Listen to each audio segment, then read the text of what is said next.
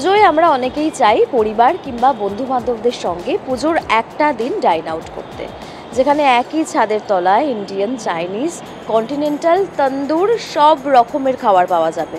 আর ঠিক এরকমই এক রেস্তোরাঁর হদিশ দিতে এই মুহূর্তে আমি হাজির হয়ে গিয়েছি বাইপাস সংলগ্ন দি বিরিয়ানি ক্যান্টিনে। আসুন দেখে নেব এবারে তাদের পুজো স্পেশাল কী মেনু রয়েছে আমাদের সকলের জন্য।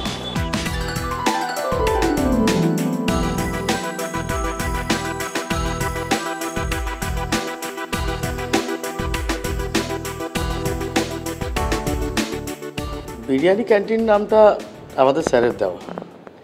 স্যার সবসময় চেষ্টা করেছেন যে খুব বেশি মূল্যের উপর সবাই আসতে পারে না, তাই বিরিয়ানি ক্যান্টিন কথার মানে একটু দাম কম, খাবারটা স্ট্যান্ডার্ডিটি ভালো থাকবে, আর সাথে সব মানুষের জন্য এই দরজাটা খোলা। এটাই আমাদের মেইন পয়েন্ট।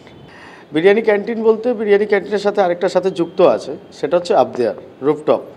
এবার রুফটপে আমরা বেসিক্যালি কন্টিনেন্টাল আর চাইনিজটাই ওখানে চলে, কিন্তু আপনি বিরিয়ানি ক্যান্টিনে এসেও কিন্তু কন্টিনেন্টাল পাবেন।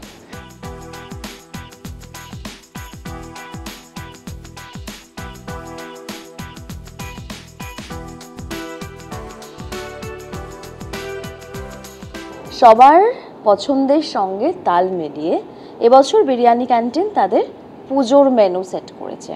অর্থাৎ এক ছাদের তলায় কেউ যদি ইন্ডিয়ান চান ইন্ডিয়ান, কেউ যদি চাইনিজ চান চাইনিজ, কেউ যদি মোগলাই চান মোগলাই, কেউ তন্দুর কিংবা কন্টিনেন্টাল, সবটাই রয়েছে এই একই ছাদের তলায়। পুজো স্পেশালে আমরা সাধারণত বাঙালি পুজোর এই 4-5টা দিন আমরা ঘুরতে ভালোবাসি, সবাই সব রকম রেস্টুরেন্টে যেতে ভালোবাসি, সবাই রাখে, আমরাও রেখেছি। তাতে দেখুন মাস্টলি বিরিয়ানি ছাড়া কথা হয় না পুজোতে। বিরিয়ানি থাকে, কিছু চাইনিজ ডিশেস সবাই ফেভার করে। আমরা সব রকম রেখেছি এখানে, হায়দ্রাবাদি বিরিয়ানি থেকে শুরু করে কলকাতা বিরিয়ানি, যার স্পেশালিটি মতি আছে।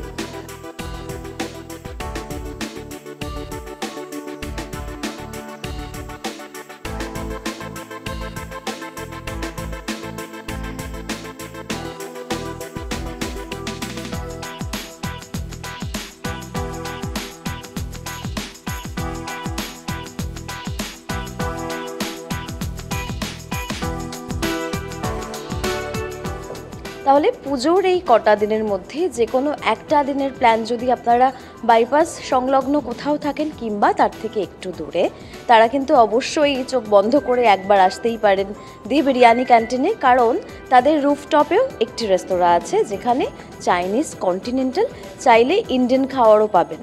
তাই পুজোর একটা দিনের প্ল্যান অবশ্যই করা যেতে পারে দি বিরিয়ানি ক্যান্টিনে। ক্যামেরায় সুবীর ঘোষের সঙ্গে পারমিতা, কলকাতা টিভি।